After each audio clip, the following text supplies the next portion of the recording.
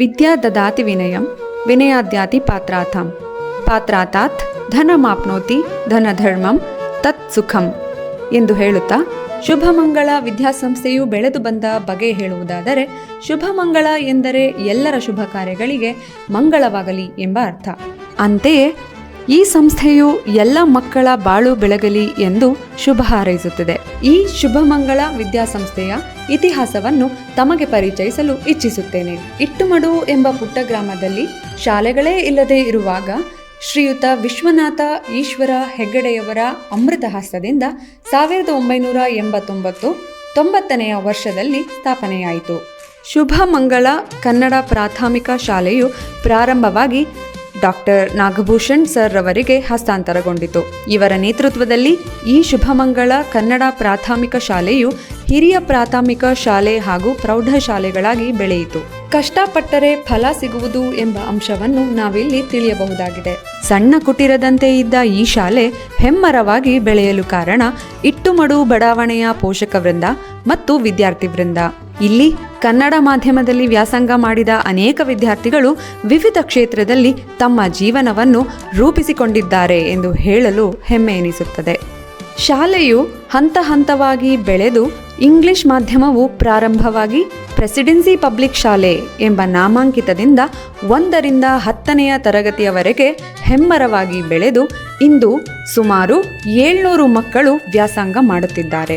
3 ಸುಸಜ್ಜಿತ ಕಟ್ಟಡಗಳನ್ನು ಹೊಂದಿದ್ದು ಮಕ್ಕಳ ಕಲಿಕೆಗೆ ಬೇಕಾಗಿರುವ ಎಲ್ಲ ಸೌಕರ್ಯಗಳನ್ನು ಇಲ್ಲಿ ಒದಗಿಸಲಾಗಿದೆ.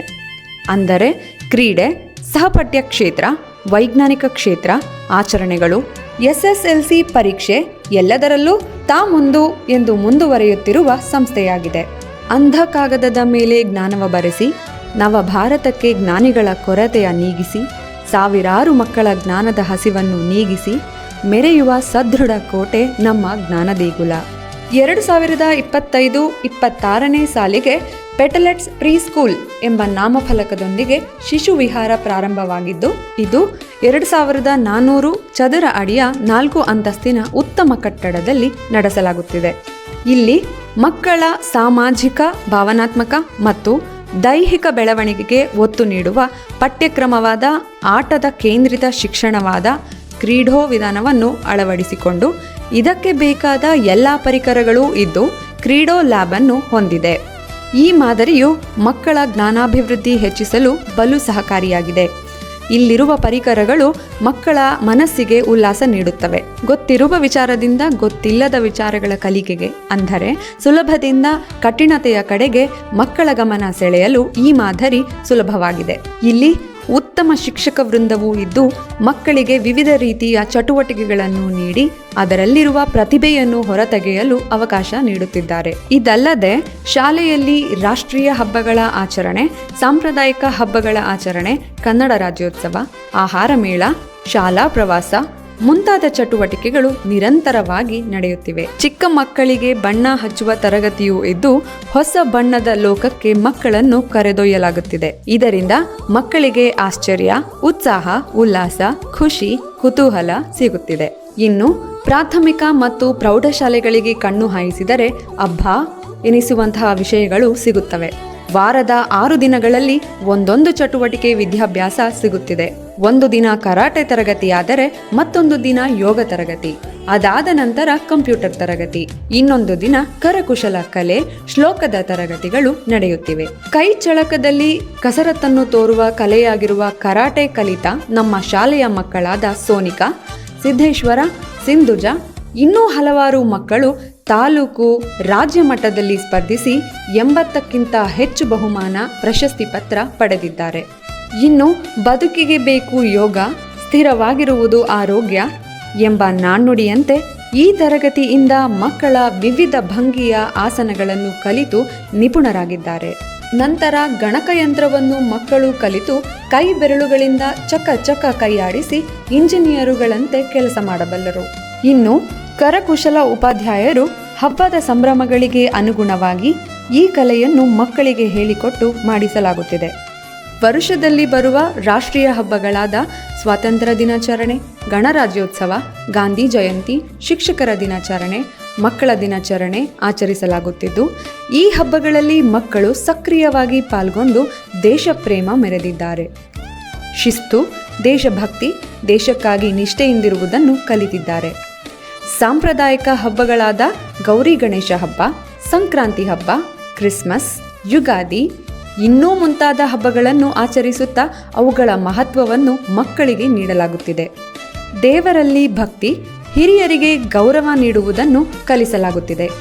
2 ವರ್ಷಕ್ಕೊಮ್ಮೆ ಶಾಲಾ ವಾರ್ಷಿಕೋತ್ಸವ ನಡೆಸಿ ಮಕ್ಕಳಲ್ಲಿರುವ ಕಲೆಯನ್ನು ಗುರುತಿಸಲಾಗುವುದು. ಅಲ್ಲದೆ ವಿಜ್ಞಾನದ ಪ್ರಯೋಗಗಳನ್ನು ಮಾಡಲು ಕಲಿಯುತ್ತಿದ್ದಾರೆ. ತಂತ್ರಜ್ಞಾನದಲ್ಲಿ ಸಹ ಮುಂದಿದ್ದು ರೋಬೋಟಿಕ್ ಹಂತಕ್ಕೆ ಏರಿ ವಿಭಿನ್ನ ವಸ್ತುಗಳನ್ನು ತಯಾರಿಸಿ ಅಂತರ ಶಾಲಾ ಸ್ಪರ್ಧೆಯಲ್ಲಿ ಸ್ಪರ್ಧಿಸಿ ಬಹುಮಾನ ಗಳಿಸಿದ್ದಾರೆ. ಕ್ಯಾಂಪ್ಸ್ ವತಿಯಿಂದ ನಡೆಯುವ ಬ್ರೆನೋಥಾನ್ ಜ್ಞಾನಾತ್ಮಕ ಪರೀಕ್ಷೆಯನ್ನು ಎಲ್ಲರೂ ಭಾಗವಹಿಸಿ ಪ್ರಗತಿ ಪತ್ರವನ್ನು ಪಡೆದಿದ್ದಾರೆ. ಆಗಾಗ ಆಹಾರ ಮೇಳಗಳನ್ನು ನಿಯೋಜಿಸಲಾಗುತ್ತದೆ. ರಕ್ತದಾನ ಶಿಬಿರದಂತಹ ಜನೋಪಯೋಗಿ ಕಾರ್ಯಕ್ರಮ ಹಮ್ಮಿಕೊಂಡು ಸಾಮಾಜಿಕ ಕಾರ್ಯಕ್ರಮಗಳಲ್ಲಿ ಪಾಲ್ಗೊಳ್ಳುತ್ತಾರೆ. ಈ ಎಲ್ಲ ಚಟುವಟಿಕೆಗಳಲ್ಲಿ ಮಕ್ಕಳಿಗೆ ಉತ್ತೇಜನ ನೀಡುವ ಶಿಕ್ಷಕ ವೃಂದವೂ ಇದ್ದು ಉತ್ತಮ ಶಿಕ್ಷಕರು ಎಂಬ ಪ್ರಶಸ್ತಿಗೆ ಭಾಜನರಾಗಿದ್ದಾರೆ. ನಮ್ಮ ಶಾಲೆಯಲ್ಲಿ ವಿದ್ಯಾಭ್ಯಾಸಕ್ಕೆ ಹೆಚ್ಚಿನ ಮಹತ್ವ ನೀಡಿದ್ದು 10ನೇ ತರಗತಿಗೆ ಹೆಚ್ಚಿನ ಒತ್ತು ನೀಡಲಾಗಿ ವಿಶೇಷ ತರಗತಿಗಳನ್ನು ನಡೆಸಲಾಗುತ್ತದೆ. 2022-23ನೇ ಸಾಲಿನಲ್ಲಿ 98% ಫಲಿತಾಂಶ, 2023-24ನೇ ಸಾಲಿನಲ್ಲಿ 100% ಫಲಿತಾಂಶ ಪಡೆದಿದೆ. 2024-25ನೇ ಸಾಲಿನಲ್ಲಿ ನಮ್ಮ ಶಾಲೆಗೆ ಒಂದು ವಿಶೇಷ ವರ್ಷವಾಗಿದೆ. ಈ ಸಾಲಿನ 10ನೇ ತರಗತಿಯ 21 ಮಕ್ಕಳು ಡಿಸ್ಟಿಂಕ್ಷನ್ನಲ್ಲಿ ತೇರ್ಗಡೆ ಹೊಂದಿದ್ದಾರೆ. ಅಖಿಲ ಎಂಬ ವಿದ್ಯಾರ್ಥಿಯು 99%, ಸಂಜನಾ ಎಂಬ ವಿದ್ಯಾರ್ಥಿಯು 98%, ಮಹಿಪಾಲ್ ಎಂಬ ವಿದ್ಯಾರ್ಥಿಯು 97% ಹಾಗೂ ಇತರೆ ಮಕ್ಕಳು 96, 95, 94, 93 ಇನ್ನೂ ಉತ್ತಮ ಫಲಿತಾಂಶ ಗಳಿಸಿ ಉತ್ತೀರ್ಣರಾಗಿದ್ದಾರೆ.